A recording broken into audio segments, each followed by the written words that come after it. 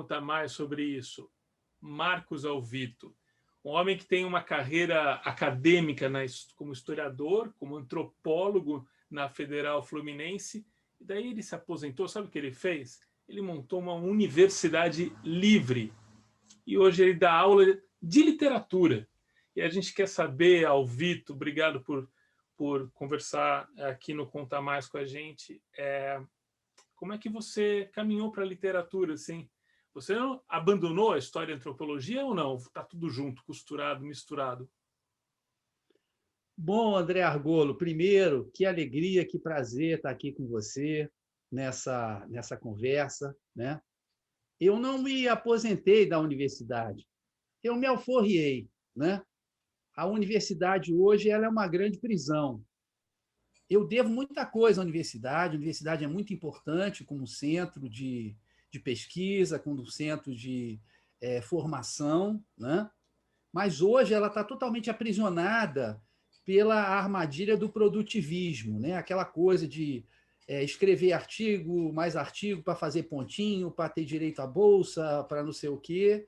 Isso, a meu ver, desvirtuou bastante a universidade, porque os cursos de graduação eles foram abandonados, né? Abandonados em termos, né? Mas hoje a pós-graduação é toda poderosa, ela é que é importante dentro da universidade, né? Porque ali se produzem as dissertações, as teses, ali se fazem os pontinhos para ganhar as bolsas e tal. E a graduação, que sempre foi meu espaço de preferência, né? Porque eu me vejo, sobretudo, como um professor, o que eu gosto mesmo é de dar aula. Eu só estudei alguma coisa nessa vida para poder dar aula, né? É, a verdade é essa, meu interesse era dar aula. Já que eu tinha que aprender alguma coisa, pelo menos para entrar em sala, né? Eu fui estudar história, fui estudar antropologia, escrevi alguma coisa, pesquisei alguma coisa, né? Escreveu quase nada. Escreveu quase nada, Mas, tá aqui. mas obrigado. Mas acontece que, para mim, o mais importante sempre foi esse laboratório humano que é a sala de aula, né? Eu costumo dizer que a aula é uma coisa tão maravilhosa. Se ela não é burocrática, se a aula, o professor não é um repetidor, toda aula para ele é um desafio, é uma aventura, é uma possibilidade nova. Desde o momento que ele tem que explicar uma coisa de uma outra maneira para que os alunos entendam, até o momento que um aluno coloca uma pergunta e você vai numa direção completamente diferente. Então, eu costumo dizer que a aula é uma espécie de obra-prima que se ela for muito boa, né, que ela é feita ali na hora, de uma maneira improvisada, né? Uma aula, bom, tem aulas que parecem com marchas militares, né? Mas a boa aula, ela é uma roda de samba, ela é uma jam session, ela é um espaço de polifonia, um espaço de troca. E eu sempre fui apaixonado, e ainda sou apaixonado pela sala de aula. No momento que a universidade deixou de privilegiar a sala de aula e passou a privilegiar, digamos assim, uma produção burocrática, que eu sempre disse o seguinte: olha só, eu não vou escrever um artigo repetindo outro artigo, repetindo outro artigo, repetindo outro artigo, porque tem que cortar árvore para isso, não é? Ou você tem que cortar árvore para publicar. Hoje nem tanto, mas vai gastar energia elétrica à toa. Eu acho que só vale a pena publicar quando você tiver uma coisa nova para dizer. Pode até ser muito ruim, mas é nova, né? Ela é nova. Então, eu me alforriei da universidade, não me aposentei, eu me alforriei, porque ela, para mim, ela era uma prisão. E em relação à história e antropologia, áreas em que eu militei, eu gosto muito de história, gosto muito de antropologia, né? Eu posso até dizer, eu larguei a história, eu larguei a antropologia, porque eu não pesquiso mais em história nem em antropologia, mas elas não me largaram. A minha formação, o meu olhar, eles ainda dependem, né? De toda essa trajetória na história e na antropologia, né? Por mais simples que ela tenha sido. E a literatura? Bom, a literatura, eu costumo, quando eu vou me apresentar, né, nos cursos que eu dou hoje em dia, dos cursos livres que eu dou, da Universidade Livre do Alvito, que é apenas uma ideia, uma universidade totalmente feita de ideias. Então, em relação às minhas aulas da Universidade Livre, que, na verdade, não é uma universidade estrito sensu, é um espaço virtual, é uma universidade que eu digo que não tem parede, não tem secretaria, não tem carimbo, não tem burocracia, não tem hierarquia. Uma universidade feita apenas de ideias, tá? São ideias ruins, fracas, são as minhas ideias, mas, de qualquer maneira, é feita de ideias. E aí, quando eu vou dar minhas aulas de cursos livres de literatura, eu sempre digo a mesma coisa. Eu falo, olha, eu não sou...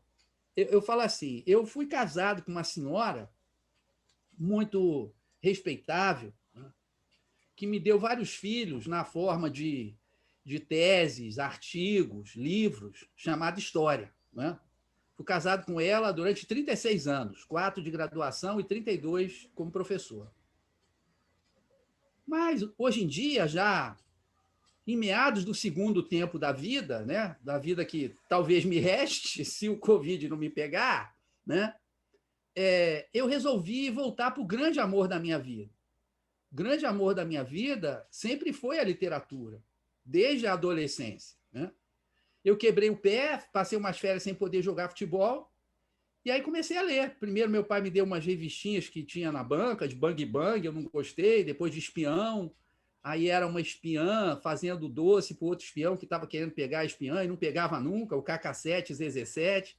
Aí, adolescente, os hormônios foram para o espaço, né? Porque eu estava querendo ver a hora que, né, ia acontecer aqui. Não acontecia nunca. Eu falei, pai, vou mudar disso. Aí fui para o romance policial, Agatha Christie e tal, Jorge Amado, e daí buraquei, né? Depois, mesmo com o pé bom, eu passava minhas férias lendo. Então, a literatura sempre foi o grande amor da minha vida, né? O amor mais correspondido na minha vida, eternamente correspondido, né? Foi o amor pela literatura, em todos os sentidos. E quando eu entrei na faculdade de História, o meu propósito era usar a história como um meio, não como um fim. Eu queria o contexto das obras literárias, um pouco da arte também, etc. A história, para mim, era mais ou menos isso. E acabou virando a minha profissão, historiador e professor de história e tal. E quando eu me alforriei, eu já sabia o que eu ia fazer. Né? Eu queria trabalhar com literatura, mas eu não sou professor de literatura, eu tenho profundo respeito por quem tem a formação de professor. Então, costumo dizer aos meus alunos o seguinte: eu sou professor de leitura. De leitura eu entendo. Né? Então, ensino como ler Oceano de Solidão, ensino como ler contos, ensino, sobretudo, a ler a grande paixão de toda a minha vida de leituras, é o Grande Sertão Veredas. Eu sou um professor de leitura.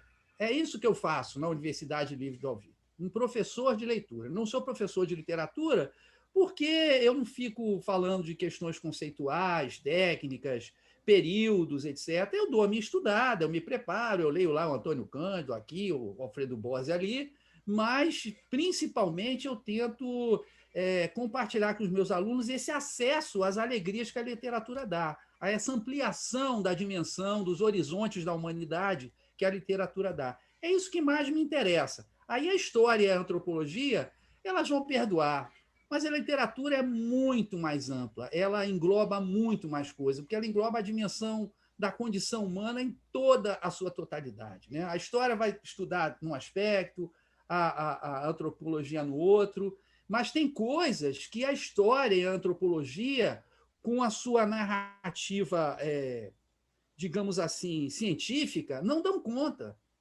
Só a literatura dá conta. Né?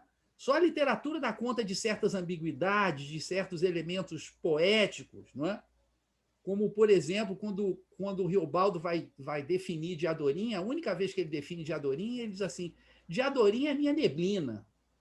Tá, faz uma tese de doutorado de história, de antropologia para explicar o que é isso. Faz, pode fazer à vontade, entendeu? Mas você vai voltar sempre ao elemento poético, aquela coisa que é o indizível que você consegue dizer. No contexto do livro, quando ele diz Diadorim é minha neblina, você entende perfeitamente, né? Porque é a situação em que Reobaldo se encontra diante daquele amor impossível e que, entretanto, é tão possível, porque está ali do lado dele o tempo todo. Esse desespero, né? Essa dúvida, tudo isso, essa condição, ele diz: Diadorim é minha neblina. História e antropologia não consegue dizer uma coisa dessa. Eu mostrei 2 livros aqui que você escreveu e que eu tenho a sorte de ter, que é o Histórias do Samba e a Rainha de Chuteiras. Então, um sobre samba e o outro sobre em torno do futebol, ou mergulhado no mundo do futebol, não das táticas, não do gol, mas da torcida, né? do torcedor, talvez, mais apaixonadamente. Foi um ano Assim. de futebol na Inglaterra, né? Eu conto uma temporada do futebol inglês com uma atenção especial para duas questões. A questão da comercialização do futebol, não é? E o encolhimento das torcidas locais, das torcidas de base, dos clubes, né, de raiz. E, do outro lado, a questão dos hooligans, né, de como se dá o policiamento de torcidas. Foi o meu último livro, digamos assim, quase acadêmico. Não tem nota de pé de página nenhuma, eu cansei disso, né, me libertei disso para sempre, graças a Deus. Mas eu fiz entrevistas com o chefe lá do serviço anti-hooligans, eu fui a jogos com a polícia, fui a jogos com torcedores, fui a jogos da 8ª divisão, da 3ª, da 2ª, jogos da Copa Feminina, enfim. Foi uma ampla etnografia que virou uma grande reportagem, mas contada na forma de crônicas, né? A minha pretensão sempre foi escrever algo gostoso de ler. Mas você mas antes disso você foi mergulhar, você foi a campo, né? Você conviveu com esse ambiente todo para poder escrever depois, assim como o samba, você também tem a vivência. Sim, eu frequentei as torcidas aqui e a polícia daqui antes de ir para lá. No seu doutorado também, no doutorado que você fez sobre as cores de Acari, né? Sim. E também você também faz um mergulho na favela carioca, né? Em Acari. E agora eu não lembro quanto tempo atrás, você foi até o sertão de Minas Gerais para ver de perto esse mundo do Guimarães Rosa. Você foi era um etnógrafo disfarçado ali ou não? Em que condição você foi ali ver o livro de perto? Eu fui 2 vezes. Eu fui com esse propósito. Fui outras vezes só a Cordisburgo, com uma turma, inclusive, mas passear mais pelo sertão, assim, alguns dias. Eu fui em 2016, assim que eu me alforriei, né? Eu comprei um carro. E fui para o sertão com 2 amigos, né? 2 amigos muito queridos. Um deles, eu tinha sido orientador da monografia dele, que era sobre o Grande Sertão, os narradores do sertão. Ele conhecia o sertão muito melhor do que eu e me mostrou muita coisa também, né? Então, eu fui em 2016 e em 2019 eu fui sozinho. Aí eu já fui para outros locais do sertão, né? Então, ali eu não tenho mais essa preocupação de me ver como etnógrafo, como historiador, como isso, como aquilo. Eu estou na melhor situação possível, que é um ser humano disposto a aprender e com uma certa capacidade para aprender, com um certo olhar para aprender. Então, eu estudei, por exemplo, os municípios para onde eu estava indo, para saber as características do município. Tem município, por exemplo, que hoje em dia está quase totalmente deflorestado, né, com a presença do eucalipto, né? Então, mas o fundamental, e o que eu sempre gostei, e aí eu gosto muito do trabalho de antropologia nesse ponto, é conversar com as pessoas, né? Então, por exemplo, no livro do Rosa, aparece, não como personagem, mas como uma figura que é citada como importante, né? Um chefe de jagunços do início do século XX chamado Antônio Dó. Antônio Dó. E esse Antônio Dó era uma lenda no sertão, assim, porque a polícia fez várias expedições para pegá-lo, né, no sertão mineiro, e não conseguiu. Mal comparando, a gente podia dizer que no sertão de Minas ele era diferente, mas ele era tão famoso quanto o Lampião era, né? E tinha uma história semelhante, né? De uma injustiça cometida contra ele, contra a família dele, aí ele entra para ser chefe de jagunço, né? Reúne um bando, aquela coisa toda. Bom, e um dia eu estava lá em André Quissé. André Quissé fica perto um distrito de Três Marias, onde tem uma represa do Rio São Francisco, tá? Portanto, já no norte de Minas, já no sertão, e André Quissé é muito pequenininho. André Quissé deve ter 1.000, 2.000 pessoas no máximo. Tá? E André Quissé é famosa porque ela aparece nos primeiros parágrafos do Grande Sertão, uma vez só, mas aparece, que é uma homenagem que o Rosa faz, porque André Quissé viveu os últimos anos o famoso personagem do corpo de baile, que foi o Manuelzão. Tá? O Manuelzão viveu em André Quissé, tem inclusive uma casa lá, né? É uma casinha pequena, a gente fica imaginando como é que aquele homem de 1,90 m cabia dentro daquela casinha, mas é um museuzinho muito bem cuidado, né? É uma coisa muito bacana. Tá? E eu fui para André Quissé, até o Manuelzão brincava, falar, André Quissé é tudo ao contrário, né? Na entrada tem o cemitério e nos fundos tem a igreja. E do lado da igreja, o maior barato que assim, do lado da igreja tem um curral imenso. Quer dizer, as pessoas vêm lá do campo para amarrar os cavalos no curral e poder frequentar a missa. É mó barato. Do lado da igreja, uma enorme estrebaria para colocar os cavalos. E eu estava lá numa vendinha que André Quissé só tem uma venda e um supermercado. Aí eu estava nessa venda, que era também, para mim, era o restaurante.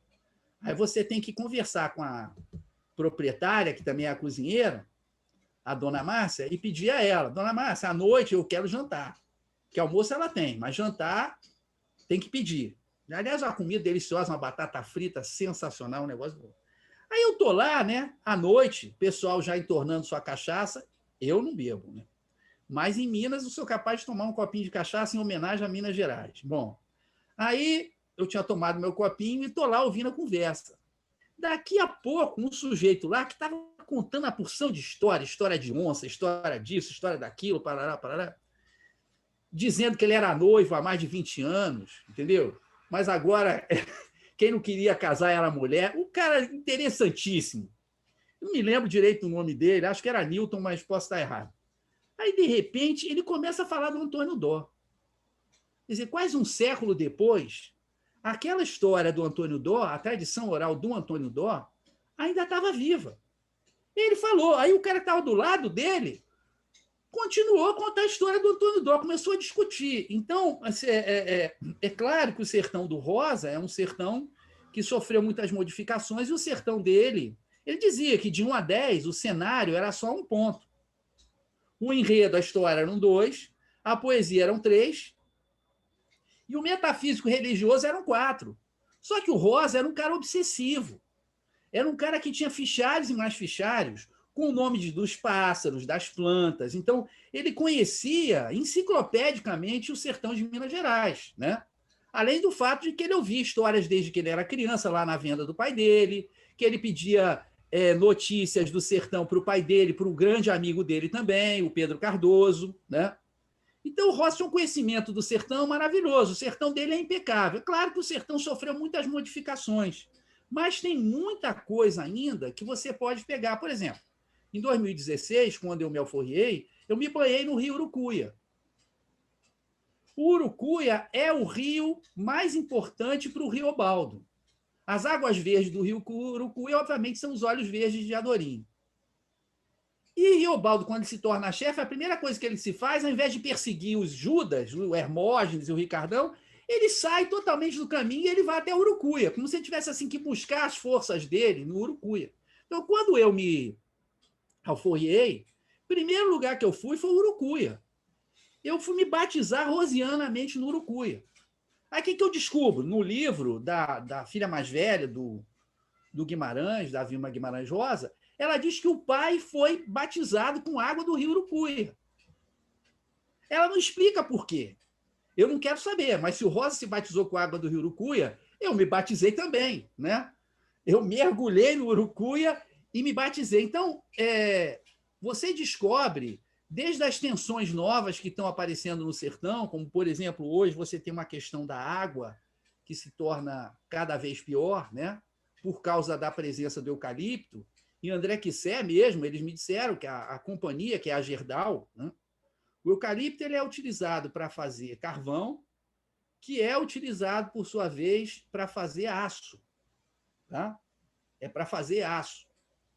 Então, você imagina, né? Eles estão plantando o eucalipto até mesmo junto das nascentes. Eles plantando eucalipto quase que dentro da vereda. Então, eles estão secando as fontes de água, né?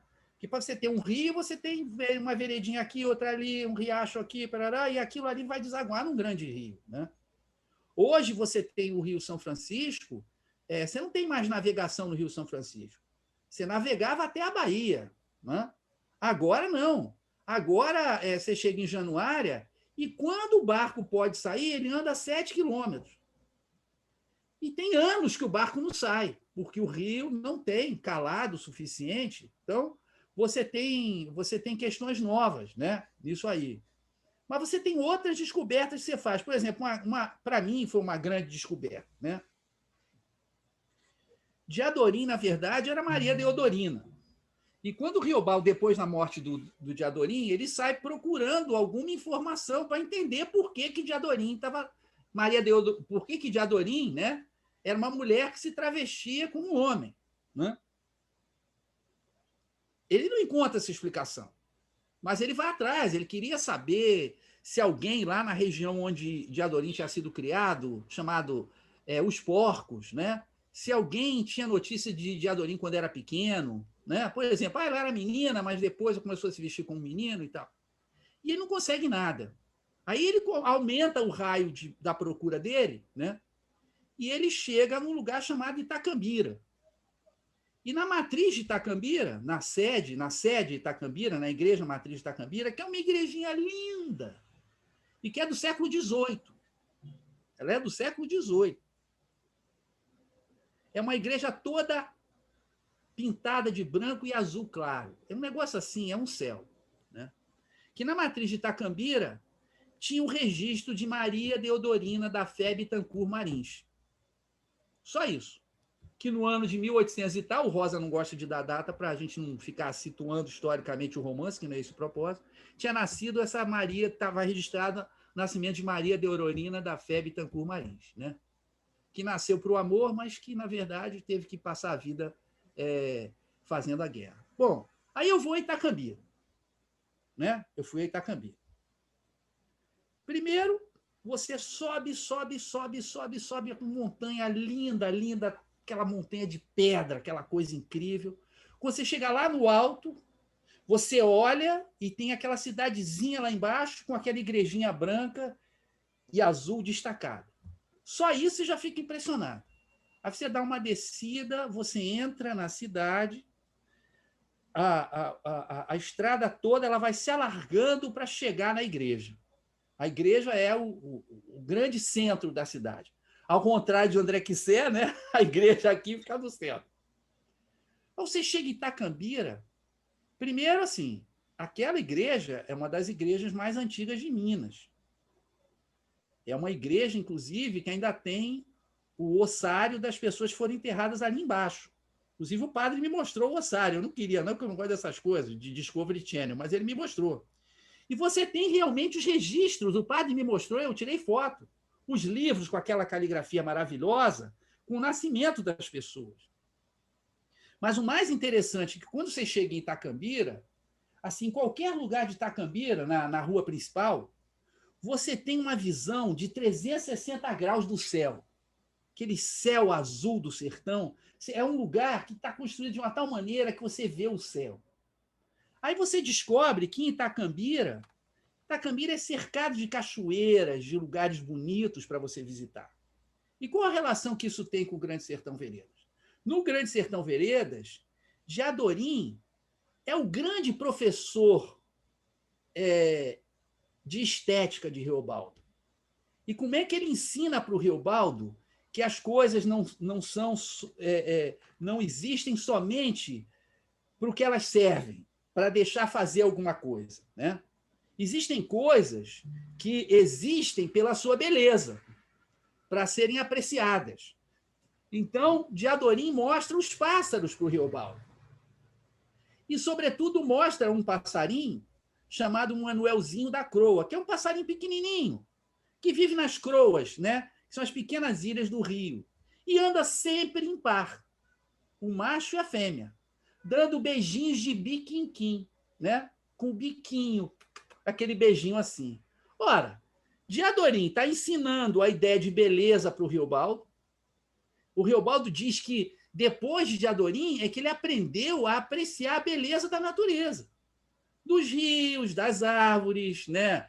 Das flores, dos pássaros, sobretudo. Né? Ele diz assim que foi Diadorim que me colocou no rastro dessas casquilhas da natureza, desses pedacinhos da natureza e de beleza. Então, é uma coisa absolutamente maravilhosa. Mas, ao mesmo tempo, Diadorim está dizendo para ele, olha só, é isso que eu quero que a gente seja. Um parzinho, andando juntinho, com carinho, com um beijinho de biquinquinho o tempo todo. Ou seja, o Rosa podia escolher qualquer município onde Diadorim tivesse sido batizado e registrado. Mas o que ele escolhe? Ele escolhe um lugar belíssimo. Ele escolhe um lugar onde essa natureza, né, é realmente deslumbrante, ainda hoje. Imagina na época do Rosa, 70 e tantos anos atrás. Imagina na época em que se passa o romance, no início do século XX. Então, essas coisas, essas são descobertas que você, conhecendo o livro, você vai descobrindo uma coisa aqui, vai descobrindo outra ali, vai montando suas hipóteses, né? E tem experiências assim. Uma das experiências mais legais é que, para navegar o Urucuia, eu fui numa canoa com um barranqueiro. Barranqueiro é aquele que vive na beira do rio, é chamado de barranqueiro, mesmo que o rio não tenha barranco, né? E esse sujeito barranqueiro, o Cari, um sujeito muito bacana, um cara muito legal, a gente se deu bem logo de saída. Ele perguntou por que eu estava passeando, se eu estava passeando, se eu queria pescar. E aí o Cari é um sujeito educado, fez o ensino médio e tal, mas obviamente não é uma pessoa intelectualizada, com muita leitura de livros, nem coisa do gênero, né? Tá. Olha, se eu contei a história do Grande Sertão Veredas para ele, uns 10 ou 15 minutos, inclusive, né, Riobaldo estava apaixonado por outro jagunço, que era um homem, não sei o quê, parará. O Cari prestou a maior atenção e o Cari entendeu tudo. Então, me deu uma vontade danada, sabe? Esse é um projeto que eu guardo assim na mente. Eu não guardo na gaveta, porque eu não gosto de negócio de gaveta, não. Eu acho que as coisas têm que ficar na luz do sol. Mas um projeto que eu guardo com carinho, não sei se isso vai acontecer, mas, enfim. Se acontecer, é maravilhoso. Se não acontecer, pelo menos eu pensei, pelo menos eu tive vontade. Que eu queria ir para o sertão, sabe? Para cidadezinhas pequenas do sertão, chegar lá e dar um curso assim de 20 dias, 30 dias, sobre o Grande Sertão Veredas, lendo o Grande Sertão Veredas com a garotada do sertão, sabe?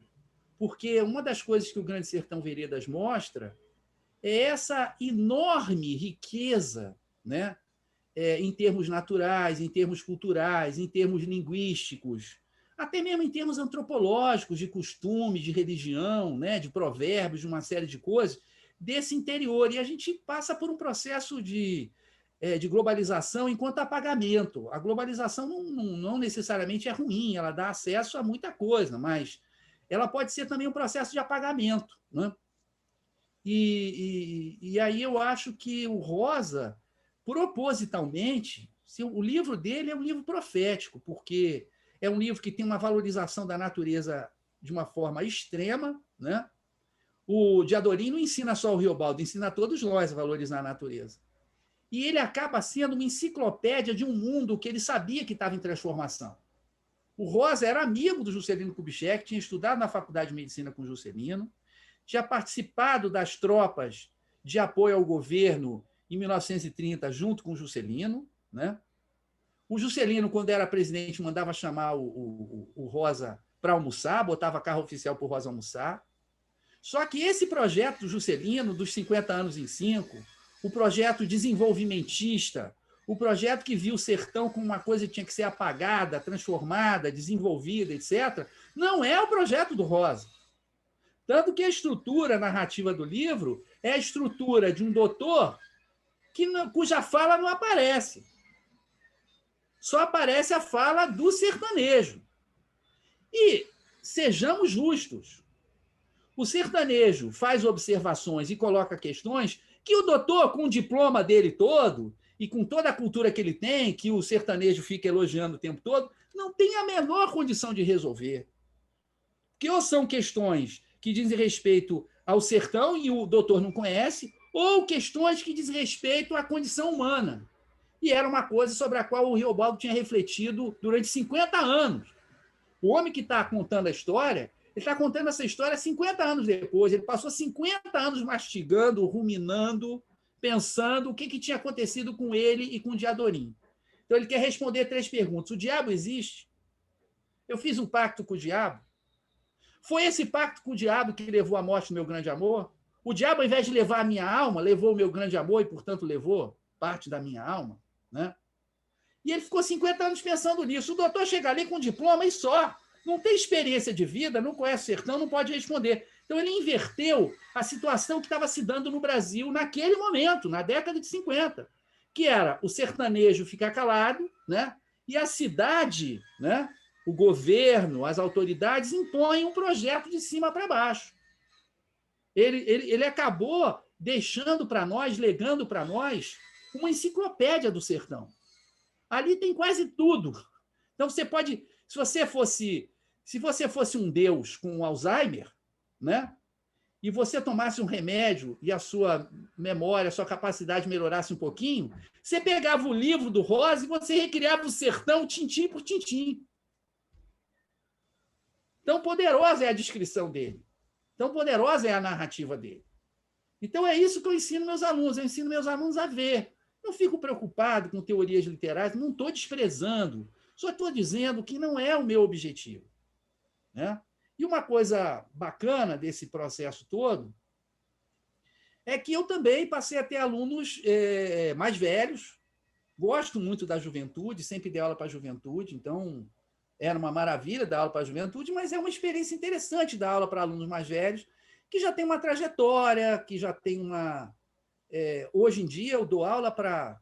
Você tem um dentista, você tem um médico, você tem psicanalista. Aliás, o que tem de psicanalista na aula, né? A Grande Sertão Veredas, os psicanalistas vêm todos, né?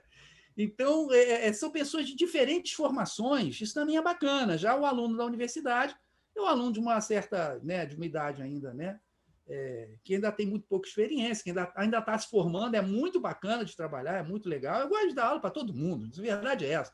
Eu já dei aula na cadeia, eu já dei aula no jardim de infância, eu já dei aula, tudo quanto é lugar que me convido eu vou, escola particular, escola privada, palestra na Inglaterra, qualquer coisa, se me convidar para dar aula em qualquer lugar, eu vou, porque, para mim, assim, a maneira pela qual eu mais gosto de entrar em contato com a humanidade é através de uma aula, tendo algumas ideias e questões como escudo, porque a humanidade é complicada, você sabe, né, André? Então, tendo um escudo, para a gente, não, vamos falar daquilo, não vamos falar de nós dois, vamos falar daquilo e tal. Não sei, é onde eu me realizo, né? É como eu gostaria de ser lembrado. Ele era professor, pronto, para mim isso é uma enorme homenagem. No final da universidade, quando me convidava para uma mesa e colocava lá professor, doutor, eu falava, tira o doutor. Como é que é? Fala, tira o doutor é irrelevante. Professor é muito maior do que doutor. Professor é muito maior do que doutor. Ô, Vitor, a educação ou é livre ou não é nada? É isso que você está dizendo? Ou pelo menos ela deve ter o propósito de ajudar. Eu acho que a liberdade não pode existir na educação se ela não existir no mundo, né? A educação não está numa ilha.